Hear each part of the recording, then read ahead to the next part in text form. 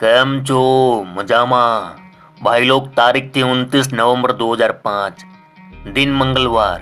मोहम्मदाबाद के तत्कालीन भाजपा विधायक कृष्णानंद राय को अपने विधानसभा क्षेत्र के सियाड़ी गांव में एक क्रिकेट टूर्नामेंट का उद्घाटन करने जाना था। वह उद्घाटन कर लौट रहे थे। इसी दौरान बसनिया चट्टी इलाके में पहले से घात लगाए शूटरों ने ऑटोमेटिक राइफल से उनके काफिले पर हमला कर दिया था। इस हमले में कृष्णानंद राय सहित कुल 7 लोग मारे गए। इस हत्याकांड में पश्चिमी उत्तर प्रदेश के उसी गैंगस्टर संजीव जीवा का नाम सामने आया था, जिसकी बुधवार को लखनऊ कचहरी में सरेआम गोलियां मारकर हत्या कर दी गई।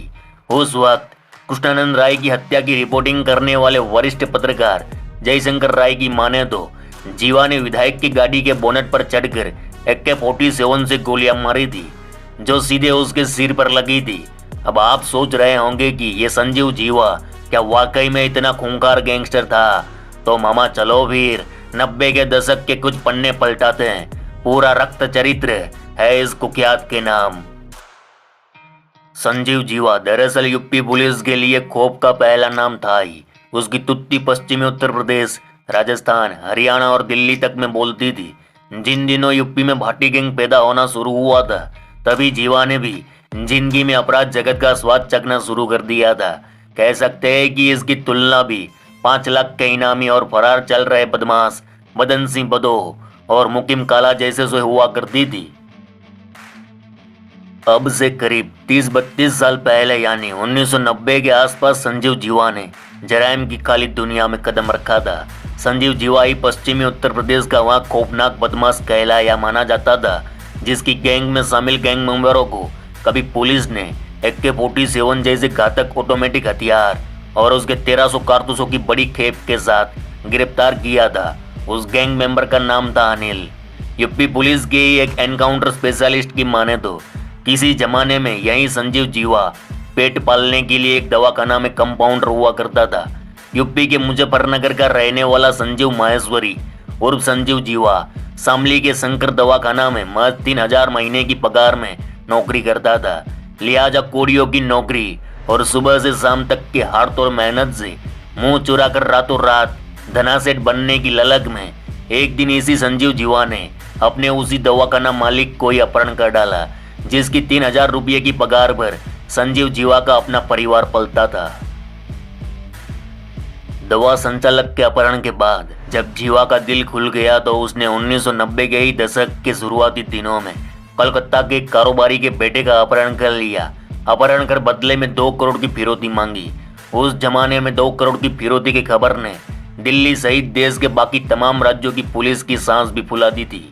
उस अपहरण कांड की चर्चा ने रातों रात संजीव जीवा को कई राज्यों की पुलिस की नजरों में ला दिया। साथ ही यूपी के और भी तमाम गैंग जीवा गैंग में अपना विलय करने पहुंच गए। इससे जीवा का गैंग मजबूत होता चला गया।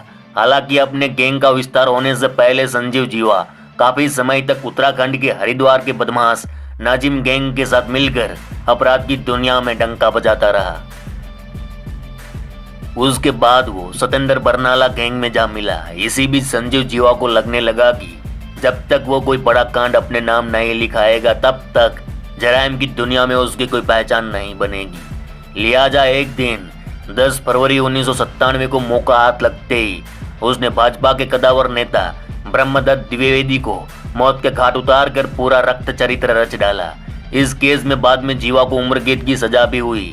ब्रह्मदत्त द्विवेदी हत्याकांड समझिए मानो जीवा के जीवन में जराइम की दुनिया में टर्निंग पॉइंट साबित हुआ। उसके बाद तो क्या अतीक अहमद, क्या सुंदर भाटी, क्या मुन्ना बजरंगी या फिर मुख्तार अंसारी, हर बड़े माफिया गैंग में गैंगस्टर संजीव जीवा की डिमांड बढ़ गई।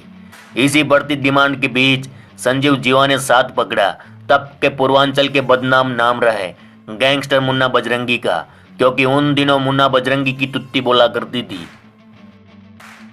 मुन्ना बजरंगी गैंग में काम करने के बाद जब जीवा का मन भर गया तो वह मुख्तार अंसारी एंड गुंडा कंपनी में शामिल हो गया। कहते हैं कि मुख्तार अंसारी का सिर पर वरदान हासिल हुआ तो एडा संजीव जीवा हो गया बावरा। पूरा गैंग लेकर जाता, अपने दुश्मन के खेमे में गन गोली और गैंगवॉर से खलीबली मचा देता।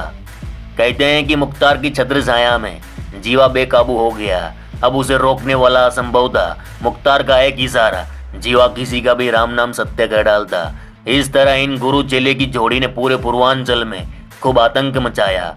कोयला खदानों पर बेपनाह कब्जा, रेलवे के ठेके, शराब के ठेके, जीवा के आतंक के बल पर रातों रात मुख्तार के नाम हो जाते। इस तरह मुख्तार बन गया पूरे पूर्वांचल का सबसे अमीर माफिया डॉन। यूपी पुलिस सूत्रों की माने तो संजीव जीवा के ऊपर 22 मुकदमे दर्ज थे, जिनमें 17 से 18 में वह बरी हो चुका था। वहीं संजय जीवा ने साल 2017 में बड़े बिजनेसमैन अमित दीक्षित उर्फ गोल्डी हत्याकांड को अंजाम दिया था। अब बात करें गैंगस्टर जीवा के सबसे बड़े कांड की।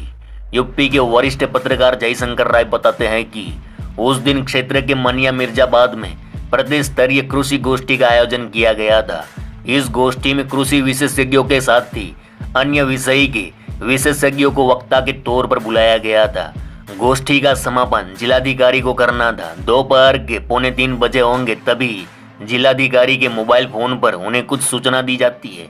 कॉल सुनने के बाद खेद व्यक्त करते हुए डीएम कार्यालय के लिए निकल पड़े। इस दौरान पत्रकार राय को किसी स्थानीय जानने वाले ने उन्हें सूचना दी कि बसनिया चट्टी में गोलीबारी चल रही है। वह अपने दूसरे सहयोगी के साथ घटनास्थल पर 3:20 तक पहुंच चुके थे। राय ने बताया कि वहां की स्थिति भयानक थी।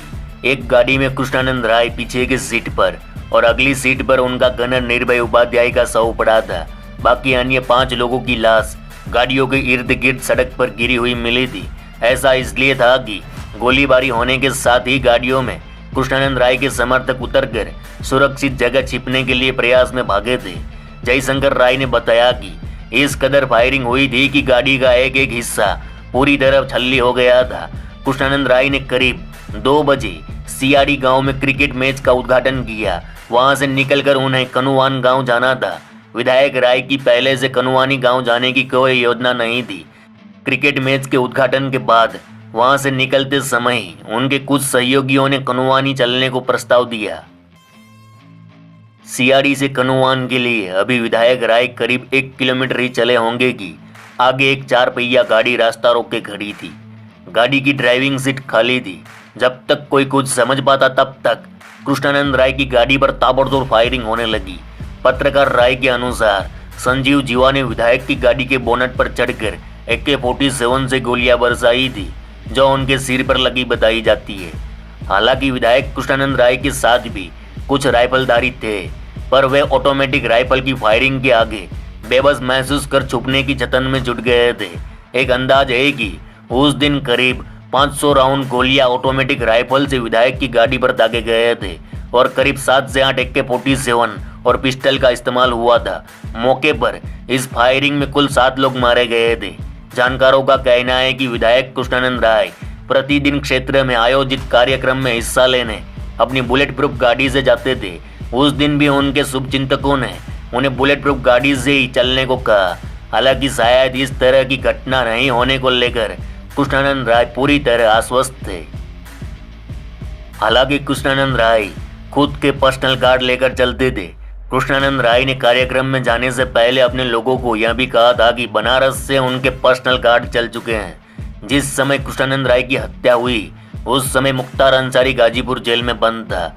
इस हत्याकांड को अंजाम देने वालों में मुख्तार अंसारी गैंग के कई शूटरों के लिप्त होने की बात कही गई थी। इस शूटआउट में मुख्य रूप से अताउर रहमान, संजीव जीवा, मुन्ना बजरंगी, राकेश पांडे, विश्वास नेपाली और रिंकू तिवारी शामिल थे। इनमें से मुन्ना बजरंगी बागपत जेल में हुई हमले में मारा गया था। राकेश पांडे और रिंकू तिवारी भी मारे जा चुके हैं। अब जब जीवा का नाम भी मारे गए लोगों में जुड़ गया है, वहीं अताउर रहमान और बाबू और सिकंदर अब भी फरार है।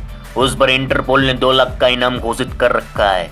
इसी तरह विश्वास नेपाली भी फरार है, उस पर भी 50,000 का इनाम घोषित किया हुआ है। तो मामा ये थी पूरी कहानी। चलो इस गुज्जू भाई का राम राम, मिलते हैं फिर, और सब्सक्राइब जरूर कर देना भाई लोग।